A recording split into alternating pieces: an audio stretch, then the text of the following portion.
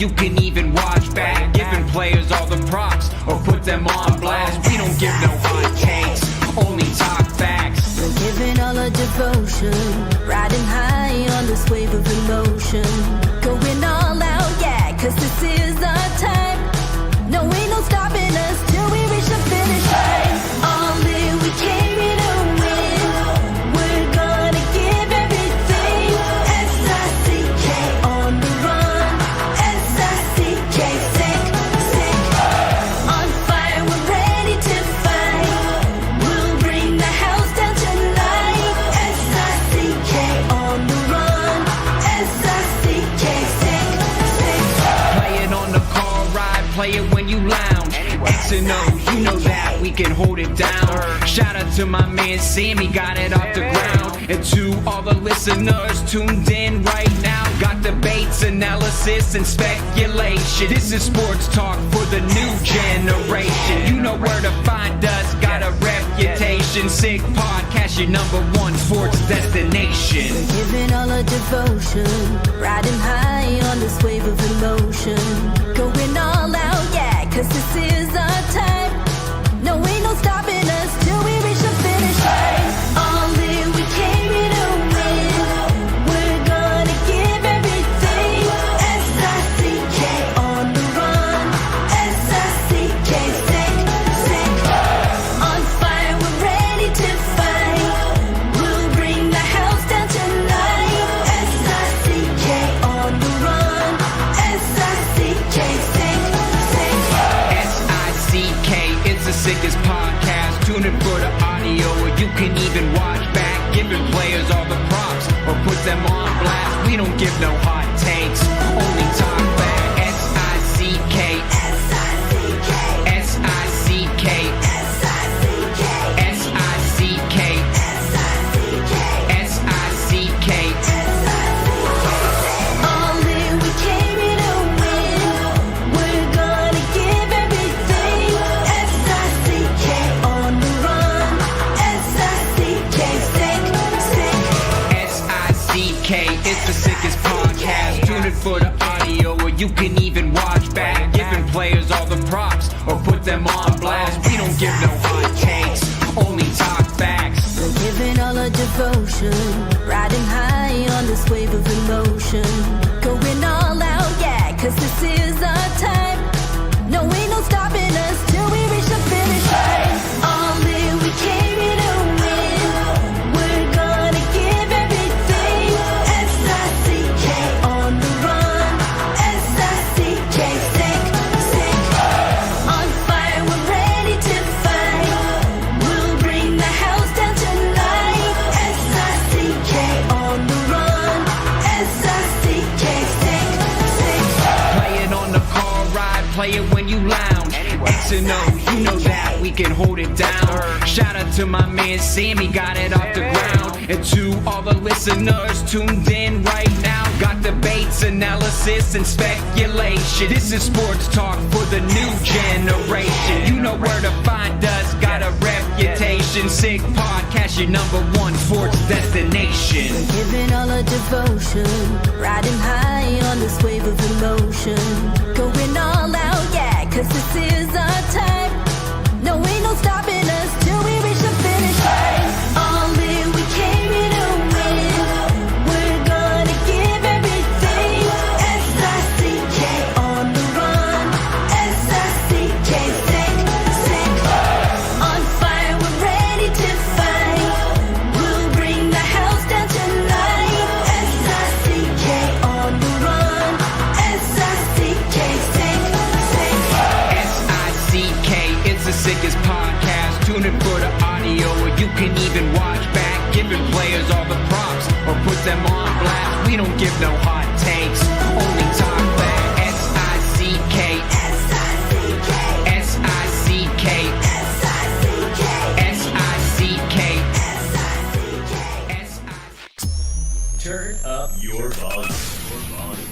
Because you're about to listen to The Sick Podcast. The Eye Test with Pierre McGuire and Jimmy Murphy. The Stanley Cup winning Colorado Avalanche. And after 22 years, Raymond Moore The sickest NHL podcast. It's gonna be sick.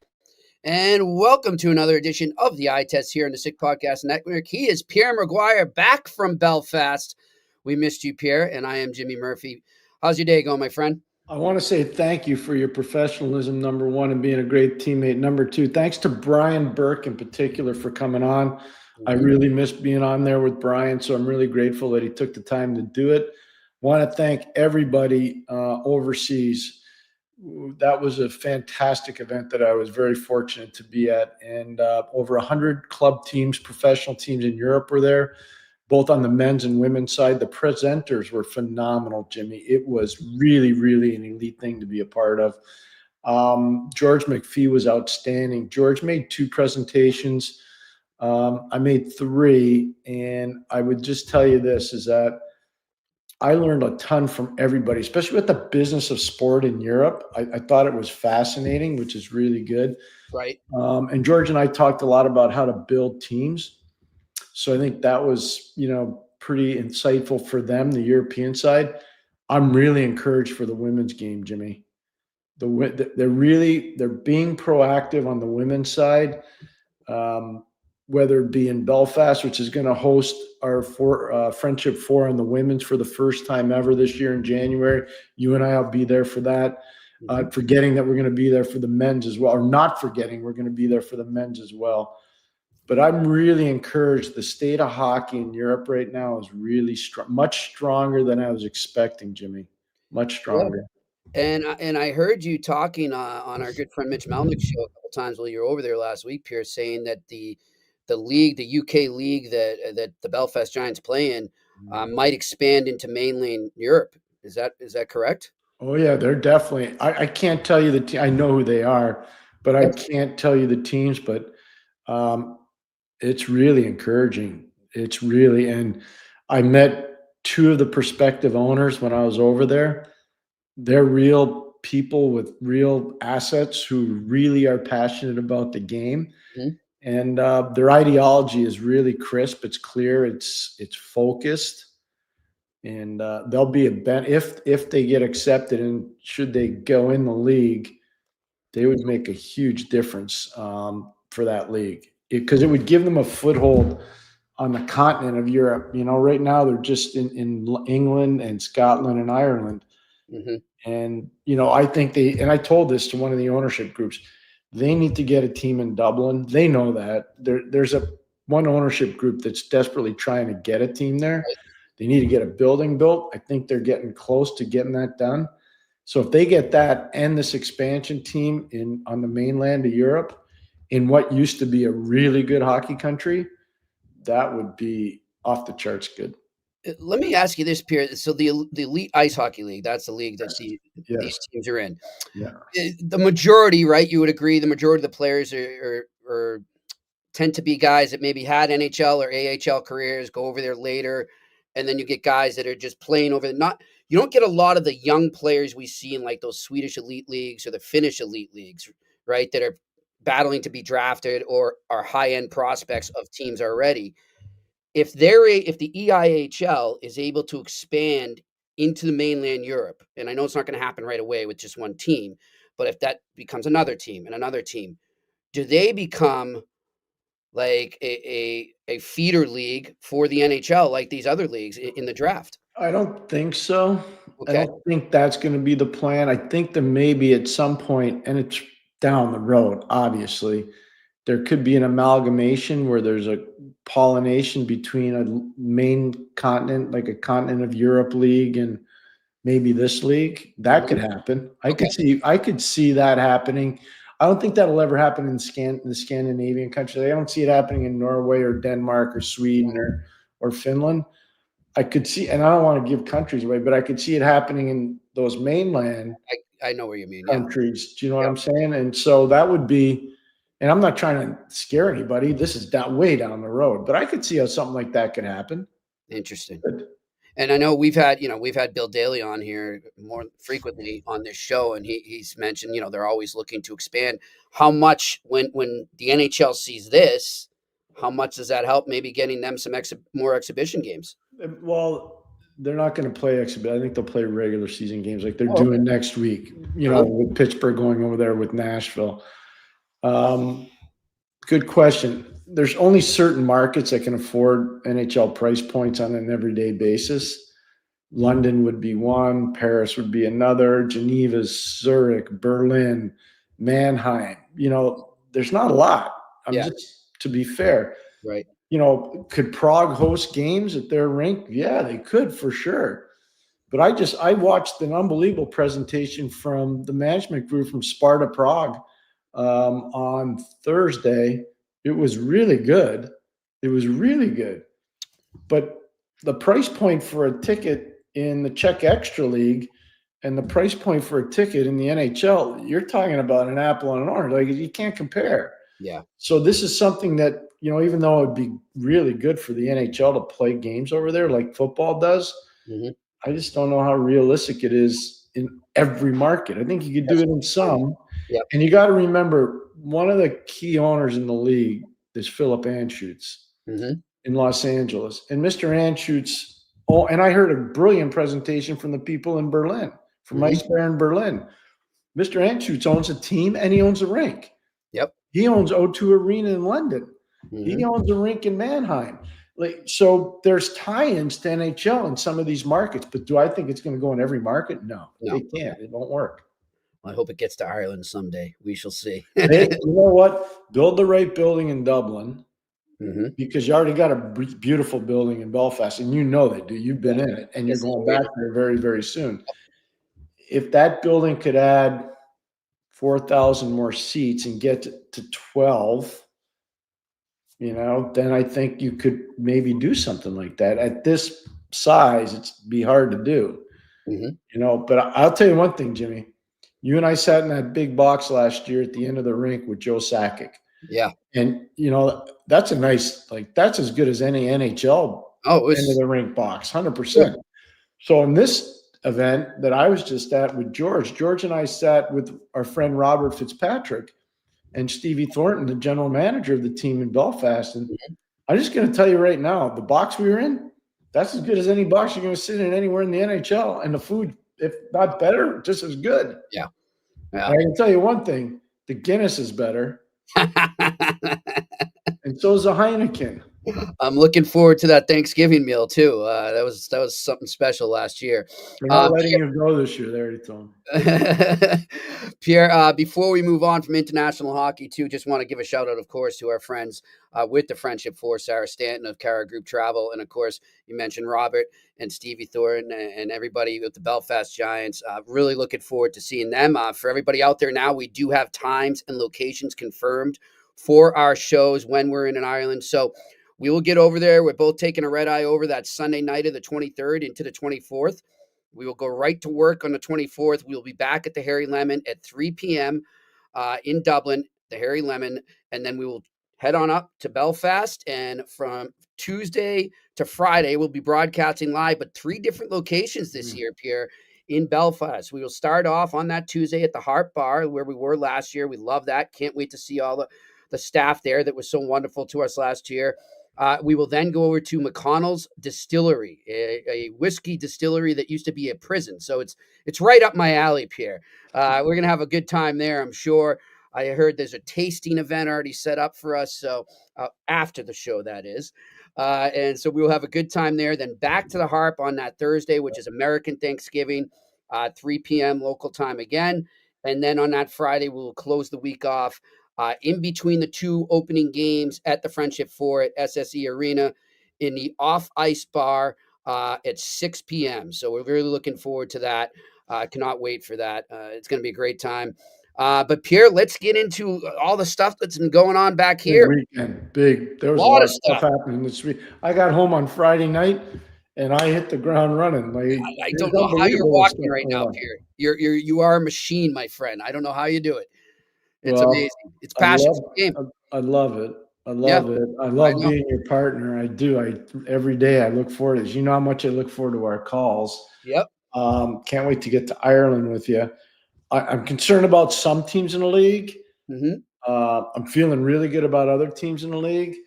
I think I'm not checking out of my thesis or theory on owners, GMs, and pro scouting staffs making a difference this year, the Yep. more I'm evaluating, the more I'm saying this is really apparent.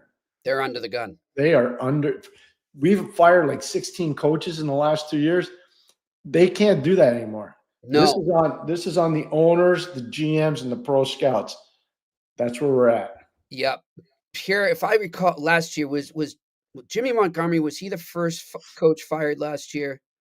I don't That know was about November first, 12th. but he got fired and he was hired like the next Right. day. Or so. No, but I'm just trying to look at the sort of, have we crossed a point? Have we crossed over the date where a guy was fired last year? Like it feels like, I just feel like in years past, there's been some teams right now that maybe would have made a change, but because of what you're saying and because of the onus being more on management and scouting, I feel like teams are holding back a bit on pulling the trigger on that. I'm not going to name the names, but I'm just saying I feel like you're exactly right that the teams now aren't looking at the coaches. They're not going to just say, okay, that's it, let's make a change.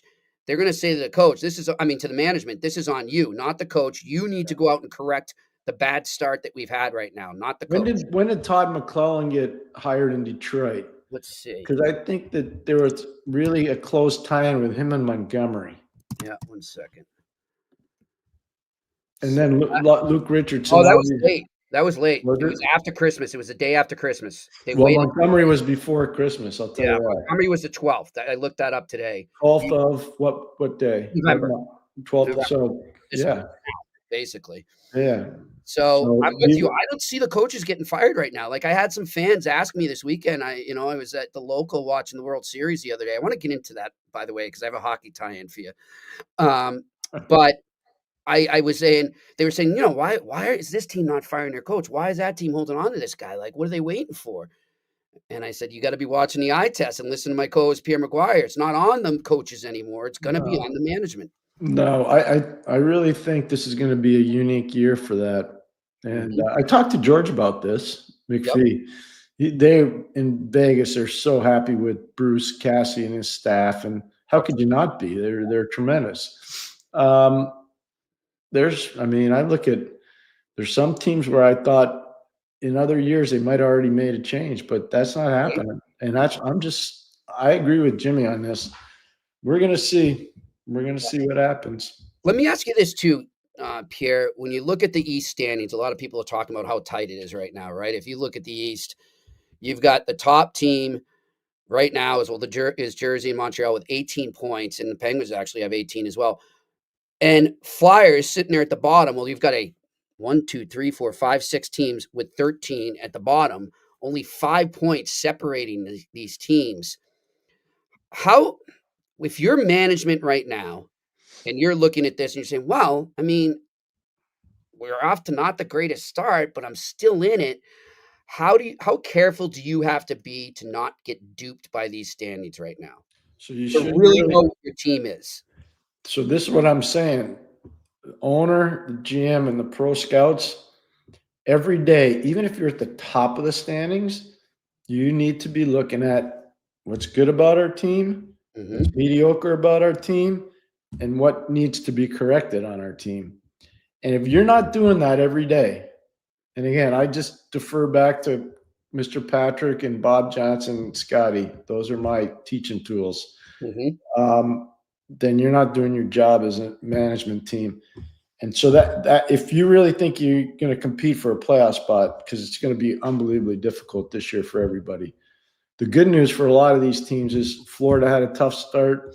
Tampa had a tough start, but Tampa 5 in a row now, they're reeling it in. They're I know their next couple games are tough in Colorado and in Vegas, but they're reeling it in. That's a big win last night in Utah for them. Great, yeah.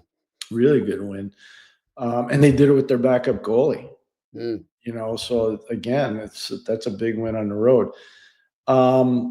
Jimmy, I just think people need to understand, Calgary's probably not making it this year.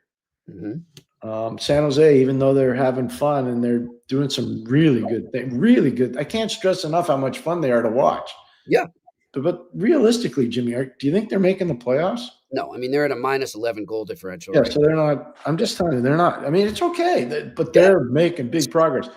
Our team, the Murphy McGuire group that we thought would be the most improved is Anaheim. Yeah, And there you go. they're doing pretty well right now. In first place in 2021. This is the first time in 4 years that they've. Now, that's not going to last. No, I don't think And so. Joel knows that. But here's what I do know. Veteran presence, Killorn, Kreider. Mm-hmm. Those guys make it different. Trouba. Those guys make, even Frankie Vetrano. Mm-hmm. Been around a while now. Those guys make a difference. Troy Terry, he makes a difference. And then you look at the play of Leo Carlson, and you're like, oh boy. And then you look at the play of our guy from last year, Cutter. It just shows you. It took him 40 games to figure out how to play in the league. Mm-hmm. But look at his second half of the year last year. Yep. He was off the charts. Look at him this year. Yeah. Every game you see his name in the box score. Yep. It's not because he's taking penalties. Yeah. So, did Philadelphia get enough for him? I don't think so. I mean, Drysdale's a nice player, but is he ever going to impact a game like Cutter Gauthier? Always hurt. That's the problem. But he's never going to impact a game like Cutter. No chance. I got to get this off my chest too, Pierre, and this is a social media thing that you're not seeing, but I'll let you know. So the more Trevor Zegras shows up on the score sheet with Philly, I see Ducks fans flipping out. We didn't get enough for him. How do we let him go for basically nothing? Blah, blah. Can you be happy to these fans that are, just regretting that move right now? Can you be happy with what the players you have are doing right now? Like that, like it happens, whatever. Let him, he's going off. He's doing well. I'll tell you one thing. I don't want a player on my team that does what he did last week in that scrum. I don't like that. So I don't know. I think, and I'm not saying the Ducks are better because he's gone, but they are better right now. So for you Ducks fans out there that are, just lamenting the fact that he's gone, enjoy what you have in front of you. How about Ian Moore playing last night and playing really well? Yeah. Second round pick out of Harvard in 2020, goes out there, does his chores. I think his first NHL game was in Winnipeg last year in the spring. Looked good, didn't look out of place, played in the American League in San Diego, gets an opportunity to come up, plays well, solid. Yeah. You should be happy, man. You got some really good young players. Good things going on. How's Beckett Seneke doing? I think some people just want something to complain about because I'm like, they should be the happiest fan base going right now in my eyes. I mean, it's though, I got to tell you this, Jimmy, we're trumpeting all these great young players. And, we've both been fortunate to see a lot of good young players, especially you in Boston with Marchand and Bergeron and all those guys. You were lucky. You saw a lot of really good ones come in. This Matthew Schaefer, I know he got a lot of pub and publicity before and after. Jimmy, this guy's way ahead of whatever everybody was saying. He's a real deal. Man, eh? And he's such a, even off the ice, the way he conducts himself amongst media and fans, he's such a polished pro already. And it's what's such a cool thing? So Matt Martin, who's, people don't realize, unless you're a fan of the Sarnia Sting, you don't know that Matt Martin, throughout Steven Stamkos's junior career, basically made sure nobody messed with Steven in junior. He did. They were teammates and they were good friends, and Matt took care of business. And Matt's an amazing. I'm telling you, I've gotten to know Matt really well over the years, and he's really a special guy. But Jimmy, how wise! And I'm going to give the Islanders ownership, and I'm going to give their new management group a pump up and a pat on the back when they decided to tell Matthew Schaefer, "You're not living with yourself or the boys. You're living at the, Martin's house." Yep. That's cool. And you can see he's in a family environment. Yep. And Sydney, who's Matt Martin's wife, her father's Boomer Esiason. And Boomer. That's right. He was the MVP of the NFL as a quarterback. Oh, yeah. He's a Long Island guy. Again, not dropping names, but I'm friendly with him. I know him pretty well. And I used to go on a show a lot. And I see what they did there. And I'm looking at this young man getting acclimatized in the NHL. I'm like, no kidding. Yeah.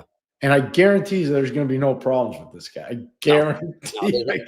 How about the way they look out for him on the ice, too? Well, that's another part of it. And it wasn't even like a dirty hit or anything. It was a good, clean hit, but I forget who got him the last game. And then Pajot comes right in there. And this is Pajot. He's like my size. He's like, you're not going after our kid. Yeah. No, but that's They got all that stuff matters. It does. But you see how he's endeared himself to the leadership of the team. And then you got a guy like Anders Lee, who's one of the best captains in the league. Mm-hmm. He's a phenomenal guy, and he's a real athlete. Like he's a, how many guys can you say were Mr. Football in Minnesota and Mr. Hockey in Minnesota? Nobody. He's the only one ever. Like he's an amazing athlete and could have played in any Big Ten school in football. Yeah. Like he's a special guy. But so you see how he like shepherds the kid around, and if you know Adam Pellick and Ryan Pullock, the kind of guys they are, like I'm watching this kid and I'm going, they really did the right thing here. It's really fun to watch that. Pierre, and credit to Patrick Waugh too, who I think's doing a good job right now coaching. And a lot of people he is when he scratched Barzell because he was late. He's taking a lot of heat there, but he's maintaining standards there. And what does Barzell do in his first game back? He scores. Too many people. I agree. So I just talked to a very major hedge fund person. I can't even calculate his wealth. Mm-hmm. He's a big hockey fan. We were talking over the weekend, and he was talking about identity. And because he likes hockey. And I go, you know what? I got to tell you, sir, it's the most overused thing in hockey, because every day your identity could change based on injuries or based on trades or based on bad travel. Like you can't maintain an identity every day. No. You can't, because you can't judge what your roster is going to look like. Right. But what you can maintain every day are organizational standards. Exactly. And so a lot of these teams, and this is for the fans, I'm just cautioning you. When you hear a coach or GM, this is our identity, I'm like, you know why he's saying that? He's saying that because he doesn't know any other way to talk. He's running with the herd. Mm-hmm. He's running with the herd. You don't need to have an identity. You need to have standards like Patrick Waugh. That's why he's won the Stanley Cup. You think the standards in Montreal in 93 were any different than the standards in Colorado when they won? No. But were the identities of the teams different? Oh, my God. They're apples and oranges. Yeah, exactly. Go look at the roster from the 93 Canadiens. Yep. Who was there? Peter Forsberg. Who was there? Joe Sakic. Yeah. Who was there? Sandis Olsonich. Go look at the roster. Yeah. They had a lot of guys, unsung heroes, but they didn't have one of those. They had a goalie, okay, that won 10 overtime games in the playoffs. 10. You don't win 10 overtime games in 82. Yeah. He won 10 out of 16. I think they played 24 games that year. He won 10 out of 24 games in overtime. It's insanity. Do you think the identity of that team's the same as the identity in Colorado that Mark Crawford coached when they won their first cup there? No. Not at all. That's why I'm getting on the soapbox now, because I got all revved up when I talked to this hedge fund person who I really respect a lot. And we weren't really talking about hockey until he brought it up. We were talking about other stuff that I was trying to learn from him. And then I said, sir, with all due respect, I said, you keep saying the identity. I'm like, you know what? I'd rather have something else called organizational standards for my team than have an identity. And that's why what Patrick Waugh did was right. Yep. And of course, a good influence from Darsh as well, where he came from in Tampa Bay. I mean, they weren't afraid to do it. They have standards. Yep. So good for them. All right, Pierre. We're flying. See, we have a good time when we're back together like this. Listen, before we get on to our sponsors and anything else you want, and our wonderful Q&A we do with our listeners, I want to talk about that World Series. All right. Now, I've been told you'd be able to vouch for it because not making fun of your age, but you got a few more years on me. But growing up as a Red Sox fan, I was always told by my dad and my uncle and my grandparents that 1975 was the greatest World Series ever. And Mitch Melnick always says that, It was pretty good. Yep. And so a lot of people in the last 48 hours since that amazing series that was won by the Dodgers in extra innings in Game 7 ended have been comparing it to 75, saying, was this as good as 75? Okay. My hockey connection to what I want to ask you here is because I sat and I watched. I went back home. I was watching it out at the local, but then I came back home. I hadn't recorded, and you couldn't really hear the volume a lot in the pub. So I want to go home. I want to see all the post game stuff, the reaction, how more so how the Blue Jays were handling such a heartbreaking defeat. My question to you is: in your career as coaching, right? Have you ever been involved in something similar where you just you laid it all down and you gave everything you could and you knew that, but still there's nothing that can cure that pain you're feeling. And I'm wondering in that moment, how did you act with those around you to get through it? And how did you move on from it? Yeah, when I was coaching in Hartford the last year, I don't think I ever worked harder. Hmm. I don't. And I knew that if we didn't, keep everybody healthy, it was going to be a hard grind. It was going to be a bumpy road. And we lost a lot of players to injury. We did.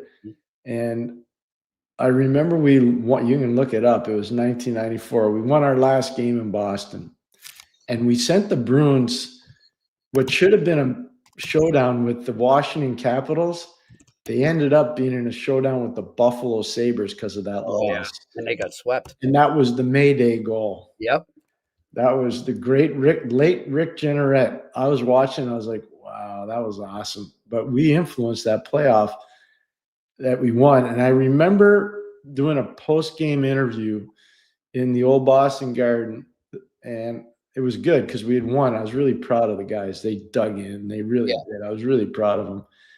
And I was really worn out. I was tired. I was so freaking tired. And one of the reporters asked me, like, are you afraid you might lose your job? And I won't tell you who it was. And I just looked at the reporter and I said, really? After this game, that's what you're going to ask me? You're not going to ask me about my players? And how well they played and how great our goalie was and how I'm so proud of our team tonight because we affected the standings and we made one team. I didn't know whether they were going to beat Buffalo or not, but I knew one thing. It was a harder matchup to play Buffalo in those days than it was to play Washington. Yes. I'll tell you that right now. Oh, I remember that season. Especially when the game was in the odd. Mhm. The game wasn't in, where it is now, which was a different arena than the odd. The odd was really tough. So I was so bummed, but I tried to, behave and answer appropriately. And the next day, I flew to Europe. After we did our end of the year evaluations with the players, I got in a plane and flew to Europe to go scouting. Wow. And the owner said, please go. And I went for like 2.5 weeks. I went looking at club teams. I went looking at the world championship. I mean, it was good. I needed to do it. And I was by myself and I could kind of rest and rehab, and I wasn't sleeping on a couch like I was when I was coaching because I wanted, to squeeze everything we could out of it. Yep. So I just remember when I got back, I got a call saying, you got to come to the office. So I go in and they say, we're making a change. The owners sold the team, and the owner sold the team, and the new owner doesn't want you. So I said, okay. Which happens a lot. I said, and I looked right at the person that told me that, and I said, just remember this. And I didn't yell, I didn't scream. I just said, just remember that I'm going to haunt you. I'm going to come back and haunt you. And I had no idea this was going to happen. I left the office. I didn't have a cell phone. I drove home, probably a 35-minute drive home. I had just come back from Europe, Jimmy. Like I had just gotten back. I go to my house, and the phone rings. And it's Randy Sexton and the late Ray Shiro up in Ottawa. And they said, we're just calling to confirm that you're no longer the coach of Hartford. I said, I'm not, but I got contract time left. They said, okay, that's all they want to know. And they picked up the phone and got permission to talk to me. From Hartford.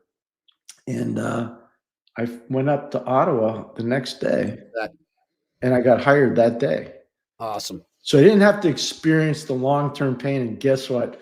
For the 9 times when I was in Hartford for the 2 years, I don't believe we ever lost a game to the Ottawa Senators. But I do know when I went to Ottawa, we did beat Hartford. Wow, that's great. So yeah, that made me happy. Yeah, I was just thinking, Pierre, when I watched that, and I'm watching all the post game stuff, I was thinking, I've told this story before to you, when I was in the locker room after Game 7, 2010, Bruins Yeah. Flyers, and the Flyers had just come back down 3-0 in the series and in Game 7. And, it's just like, what's going to happen? Everyone's thinking this guy's going to get fired. This guy's getting traded. And I sat down and I just like everything was clearing out. And I was next to Mark Recchi. Yeah. And I just had this heart to heart with him. And it was great. And then the last thing he says, we needed that. And because of that, we're going to get to the Stanley Cup final next year. And we're going to take this and build off it. And they did. And I'll never forget that. And I just wonder how many athletes in that moment can think that, like, to have that register. You hear cliches and all, but he looked me right in the eye and said, we will get to the final next year. We will finish this. Yeah, I will tell you this right It's now. amazing. Well, Mark is special too. Yeah. Right. One of the reasons why he's in the Hall of Fame. But I think I told you this. I know Mark has told you this. We met at the Pan Pacific Hotel the afternoon before Game 7. And we were talking about everything except for hockey. And then at the probably 35, 40-minute mark of our conversation, we're having a glass of red wine. And he says, we're going to win tomorrow, huh? So first hockey thing he even brought up. Yeah. So I said to him, the last time I was in this hotel with you? He goes, no, when was it? I go, the 1990 draft. Yep. I said, I had just been hired by the team. You were this young kid that was playing on the option line with Kevin Stevens and John Cullen, and they wanted you at the draft because you were living in Kamloops, which is about a 4.5-hour drive from Vancouver. Right. They wanted you to meet the prospects that we drafted. And you sat at our table, and I didn't even know. I mean, I knew who you were, but I didn't really know you. And that's the last time I was in this hotel with you. Because when he and I were together in Montreal, it's a good story. We never stayed at that hotel at the Pan Pacific. We stayed on the other side of the Pan Pacific at a Canadian Pacific hotel. Okay. So Canadians never stayed there. And we were out there a fair bit, but we never stayed in the Pan Pacific. But it's interesting. You can see sometimes teams are able to take these moments, Pierre. Like we see, you can parlay that and bring it back with you and use it in a good way. All right, let's get to our sponsors. And I'm really excited to announce that we have a new sponsor here at iTest. Yes. Point S and GT Radio are offering the chance to win a new set of GT Radio winter tires. You need those up in Canada, plus free installation at a Point S garage, a total value of $1,000. In order to participate, go to the Sick Podcast Instagram page and give a like, plus a comment on the pinned post. Follow the Sick Podcast and Point S on Instagram. The contest ends November 16th. Point S is your trusted garage for complete vehicle care. And welcome to the iTest Point S and GT Radio. We're so pumped to have you on. Thank you so much. Merci beaucoup. Might have to go there. Avocat comme ça. We're really grateful. Thank you. Really excited. All right. Like to have, if you got some tires for a Honda Accord, I'll be up there with them next week. So you can help me out. All right. Listen, and we, of course, want to talk about our other wonderful sponsor, Vago. They combine old world classics and new Italian dishes for over 23 years. Private dining rooms for any occasion. They're open Monday to Saturday evenings and lunch from Tuesday to Friday. Located at 1336 Green Avenue in Westmount. For reservations, call 514-846-1414. Again, that's 514-846-1414. I actually had a couple friends of mine. I don't know if they ended up there or not, Pierre. I suggested they check out Vago this past weekend. I hope they did go there. And I'm always sending people there because by all accounts, from Pierre's recommendations to everybody I talk about that goes there, Mitch Melnick, all the people I know in Montreal, cannot speak highly enough about Vago. So definitely check it out when you're up in Montreal next time. And of course, our wonderful sponsors, Betway, where you can still go all the way with Betway and bet the beauties. New membership deal is still going on, and it's even better than last year. If you go to that QR code right in front of you to sign up, or go to the website on the details section and create your new account there, you can get up to $300 back on your first deposit. And I've got some good picks for you today. We're going to keep it simple. Just 2 games I'm looking at. The Leafs are hosting the Pittsburgh Penguins. I know Pierre is going to be on both sides of that, doing the pregame for Pittsburgh Penguins radio.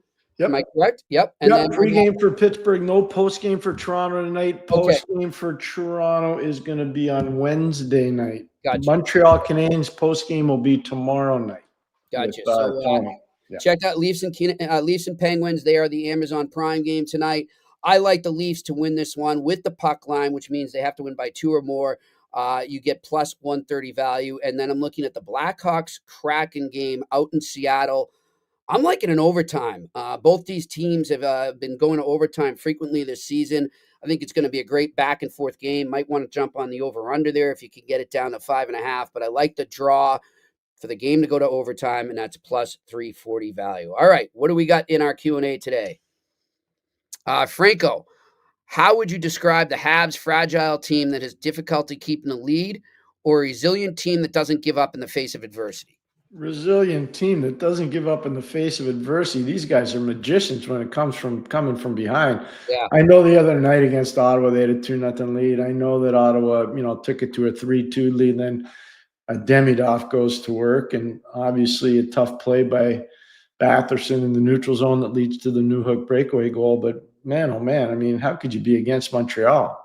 They're outstanding. This Ottawa Montreal thing long term. I was just going to say that. Thank Jimmy, you. this is Calgary Edmonton from the 1980s. Yeah, it's getting good. The Stanley Cup always the hunt for the cup always went through Alberta in those days. Yep. It did.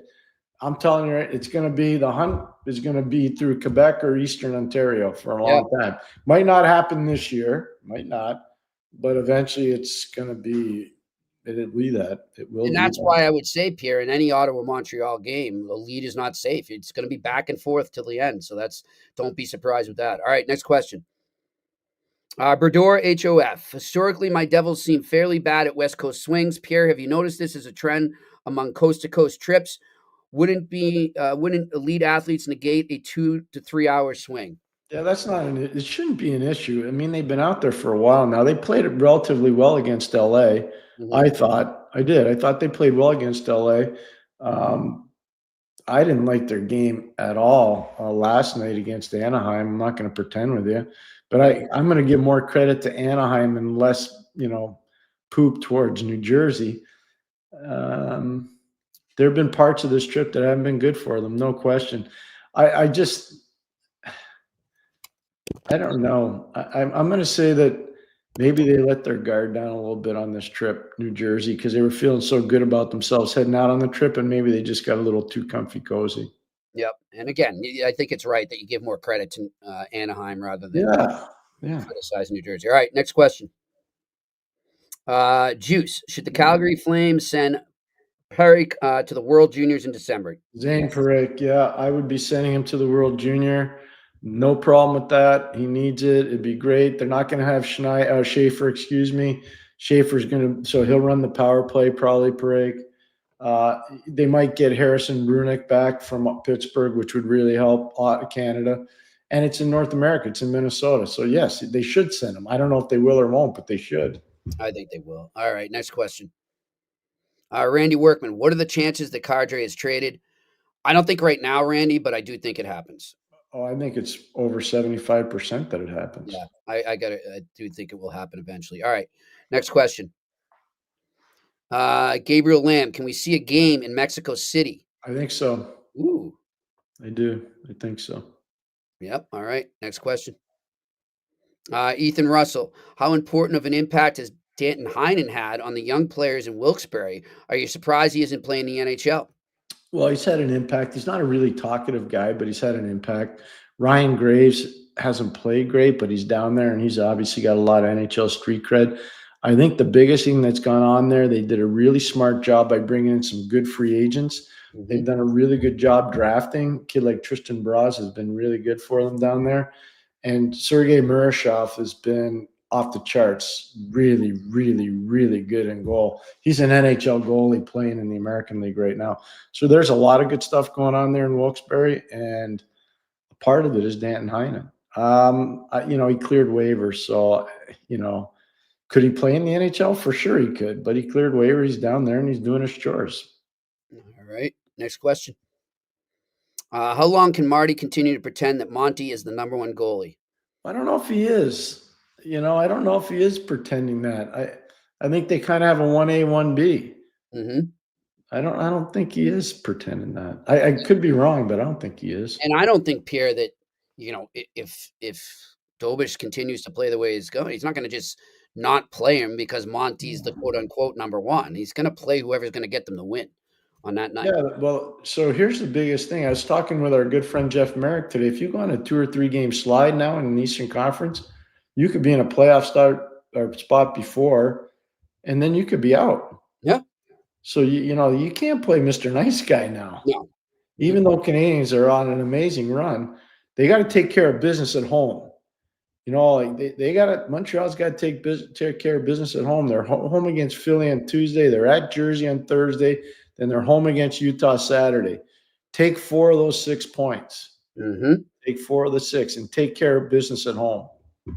Yep. Is that the Devils' first game back from their trip too, Pierre? Or they play? Yeah, I believe it is. Yep.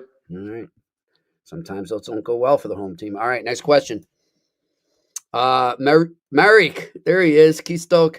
Hello, Pierre. Hello, Jimmy. What is your opinion on Lardis Moore duo? And thank you for everything. I watch all your streams, and my girlfriend is starting to tell me that I like you more than her. No, don't do that. Stay with the girlfriend. Take care of your girlfriend. Lardis and Moore are fantastic. Interesting. Moore wasn't in the lineup for them in Rockford the other day. I don't know why that was. I don't know if he got called up or he's just, something personal. I have no idea. Lardis is a pure scorer. He's really good. I've watched them play against Iowa this year in Rockford. They're a good team. They got a lot of speed. They got tremendous size and range on defense. They have good goaltending. They're a good team. They have a good team. All right, next question. Chris L, 1993 Hab. Question for Pierre. Finnish-born Oscar Hemming was drafted by the Kitchener Rangers, first round, NHL projected. Any idea why he is in this Finnish feud, preventing him from playing in the OHL? I don't. And I just spent a lot of time with a bunch of people from Finland, and his name never came up. So I don't know why that's going on. I can check, though. I'm just being totally transparent. I never heard anything negative about that young man when I was with these people from Finland that were responsible for club teams over in Finland. So I don't know. I really don't know. All right, next question. Nutty Joe, Dubois' injury, impact on the playoff. Yeah, you know what? That's a big injury. That could be a problem. Mm-hmm. And so I don't know if they do something proactively. Just another team looking for a 2C. Yeah, but that's what I mean. It's just that's what I'm saying. So why we'll see. Yeah. But that could be, if that's a big injury, that could be a problem. All right, next question. Tag-N2H. I don't know if you guys saw the disallowed goal that Columbus scored late in the third last night, which would have given them a 2-goal lead. Would you have challenged that? It's a good question. I don't know. I did see it against the Islanders. I don't know. I don't know if I would have. The one thing I'll say about the Islanders last night, man, they took every opportunity to get back in this game, and they had divine intervention last night. Yeah. How about Merzlikins? He played great. I know. He took it hard, though, on the bench. You see him after the game? Yeah, no, I saw it. Well, I think he'd probably like a mulligan. Yep. One of those goals. So. All right, next question. Puck battle. Should Columbus go shopping for a goalie? Well, I think they've got some internally. I don't think that's the biggest problem for them right now. I think they're starting to come into their own right now. They're starting. You see some of the plays that are coming out of their forwards in particular. I think Werenski's playing really well right now. Zach's really gone to another level. No, I think they're coming along. I think they're okay. Yeah. Provorov looks really happy, which sometimes doesn't. He seems really happy. So their depth guys up front are starting to come through too. They're starting to go. I think Columbus is starting to go. Until that game with Islanders, I think they'd won 3 in a row. Jimmy, help me out if I'm wrong. But I think it's 3 in a row. All right, next question. Randy Workman again. How do you teach a team to hang on to a lead? Never, ever use that term. Don't say to your team, let's hang on, boys, because all of a sudden you're painting a picture of negativity right away. Yeah. Let's go win this game. Let's control this. We are in charge of our own destiny. We dictate how the game is being played. We own the boards. We own the slot. We own the puck. We own our decisions. Don't ever do the negative stuff. Yeah. Let's hang on. Yeah. No. You're going to be hanging on. You might not. You might fall off. Yeah. All right. Next question. Gabriel Lamb again. What's your take on the family feud in Dallas between the Stars and Mavericks? I saw this question unaware. Yeah, business stuff in the rink about money and all that. I don't know. I don't know anything about it. Okay. All right. Next question. Rodor again. Pierre, how much does a former coach's knowledge go into playing against that team? What do they know that isn't available by game film or scouting? It's a good question. You know what they know? They know the persona of all the players that are on the other team. Mm-hmm. And they know the organizational strengths and weaknesses. Yep. It helps. Next question. What do we got? Ethan Russell, have you been surprised with Koroshov's performance? Ethan, you're a mind reader. I was going to ask Pierre about that, and I forgot to ask. Because he's been hot the last couple games. Oh my God. I know he's had more than a 2-game season, but he's done well. Yeah. What do we think of that, Pierre? Is that going to be looked at as one that got away from Chicago, or? I don't think so. I just think that there are a couple guys out in San Jose that are playing really well right now. Yeah. One thing I'll say, Ryan Warsofsky and Brian Wiseman in particular, those guys have done a great job implementing flow offense. So they're flowing through the ice. And that Wiseman was amazing at that at the University of Michigan. And also when he played for Houston in the old IHL, he's really good at that as a player. But what they do really well, they're flowing through the neutral zone. They're creating off the rush a lot. That plays to Kershaw's strengths. Celebrini's at another level. Will Smith's starting to heat up more. Toffoli's been really solid for them. Again, he's an off the rush kind of a scorer. So a guy like Kershaw's taking advantage of it right now. Do I think it's going to last? I don't know. I haven't seen it last yet in the NHL. The NHL is tough, but he's done well. I'm not going to take anything away from him. All right, next question. Nutty Joe, question. Let's revisit the Team Canada Olympics. Which of these, Konechny, Marchand, Bennett, Hagel, Stone, Jarvis, Reinhardt, will be replaced by either Celebrini or Suzuki or Sheffley or Wilson and Bedard? I'm not going to mention people that'll be replaced, but I do think Hockey Canada learned a valuable lesson in 2006 when Sidney Crosby didn't make the team, when they went to Torino. And I think they adjusted going into 2010 when a guy like Jonathan Toews made the team, like a guy like Sidney Crosby made the team. Like you look at the Drew Doughty as a 20-year-old made the team. Mm-hmm. I think they learned their lesson, Hockey Canada, and that's why I think going into these Olympics, don't discount a player like Celebrini making the team. Don't discount a player like Nick Suzuki making the team. Don't discount Mark Scheifele making the team. Don't discount Tom Wilson making the team. Do I think they're going to – I told you last year I didn't like that. It's not that I didn't like it. I thought the hockey was great. But I think it put people in a tough bind going into an Olympic year based on that tournament last year. All right, next question. Juice, what is going on with the St. Louis Blues? Jimmy and I just asked each other the same question. We wish we knew. Or Jimmy Montgomery, man. And this isn't on him. They've had some bad injuries. They're not getting goaltending. They're not getting goaltending at all. They're not. Yeah, Hoffer's just gone. Yeah, Hofer's really struggled. He's struggled. All right, next question. Franco, disregarding OT losses, no team in the East has a losing record right now. Is this a sign of things to come, and hope how close the race in the East will be this year? Frank, we talked about this all summer. That's all we've been talking about. So, yeah, we're not surprised. Buffalo was supposed to be better. They are. They didn't start the season that way, but they were supposed to be. Detroit was supposed to be better, and they are. We see that now. Montreal and Ottawa are better. Toronto, I thought, would still be good. They're not as good as they need to be, but they'll get better. Florida and Tampa struggled, but now they're starting to come on, especially Tampa. They've won 5 in a row. It's going to be tough in the East. It's going to be tough. I still think 5 teams from the Atlantic will make it. I think 3 will make it from the Metro. All right, next question. Ethan Russell, how wide open is the East? There you go. Is it bad for teams like Boston, Pittsburgh, and the Islanders who should be looking to get a lottery pick? Do you think we'll see trades happen sooner to get teams back to the lottery? I think we're going to see trades sooner. I don't know if it's always about the lottery. Yeah. But I do think we'll see trades sooner because of what Jimmy and I have been talking about. Hey, I'll tell you right now, I got the Pittsburgh schedule in front of me because I do a lot of their games. They're at Toronto tonight. They're home versus Washington. They're at New Jersey. They're home versus LA. Then they go to Sweden for a 2-game set with Nashville. Let's just say 1, 2, 3, 4. There are 8 possible opponents before they go to Sweden. Mm-hmm. Let's just say, for the sake of argument, they win 6 of those 8 points. And then they go to Sweden and they win both those games. I think no matter what, I think they're going to make it. I don't think they're going to trade anybody. They might try to make their team better, but I don't think they're going to trade anybody. Interesting. All right. Well, Next just remember one thing. The Pittsburgh Penguins are for sale. That's not a rumor. That's out there. Doesn't mean they're selling the whole thing.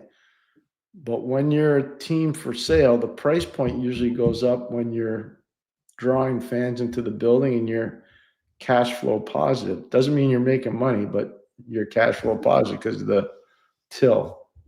Yeah, it's kind of hard to pitch a rebuild to a new prospective owner at this point. Yeah. All right, next question. Jimmy, what's changed in Boston over the 3-game winning streak? Goaltending. That's it. Like, plain and simple to me. Like I said earlier in the show, they've been outshot. I think it's something like 168 to 72, I believe. I'd have to double check that, but Kevin Paul DuPont put it out today. Like, they're just hanging around. I give them credit. They're resilient and they're hanging around, but it's the goalies. Korpisalo and Swayman are playing great right now. All right, next question. Gabriel Lamb, do you think the Sabres will be buyers? If they continue staying in the race, I think they will. Yep. If they're not, their fans will be so upset if they're not buyers. Gosh. If they stay in the race, they'll be buyers. All right, next question. Juice, does Drew Doughty have a chance to be on the Canadian Olympic team due to his experience in Olympics before? Yeah, 100%. I mean, go look at the tape from 2010. Go look at the tape from 2014. This guy was off the charts. All those Stanley Cup, the 2 Stanley Cups in LA, he was a critically important player for them. So he's still got game left. He does. Yeah. He's still got game left. Do you think, just based on experience, like the powers that be, the decision makers for Olympic teams, whether it's Canada, US, what have you, are they designating spots in a lineup for quote unquote experienced leadership, guys that can help us get through tough times, just as opposed to just purely skill? Like, is there spots that are reserved for guys like a Drew Doughty who can come in and be that guy that's been there before?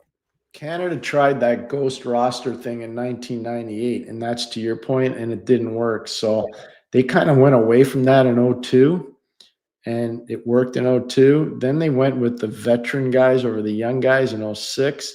That didn't work. So then look at 10 and 14, the last time we had NHL players. They went to the very best player. Let's get the best guys. Okay. Let's get the best guys. All right. Well, that's it for our questions here on the Eye Test on this Monday, the first show of November, Pierre. I can't believe we're already in November. And like you said, 3 weeks from today, we'll be in Dublin, just finishing up at the Harry Lemon. Looking forward to that. I was in touch with Michael, the manager. He's all excited for us to return. I cannot wait for that. Hey, thanks to Shane working the boards up in Montreal. Thanks to everyone for their questions. And thanks to all of you listening and watching. He is Pierre McGuire. I am Jimmy Murphy. This has been another edition of the Eye Test on the Sick Podcast Network. And that's a wrap. Hope you don't miss us too much until next time. Follow the Eye Test with Pierre McGuire and Jimmy Murphy on YouTube, Facebook, Google Play, and Apple Podcasts.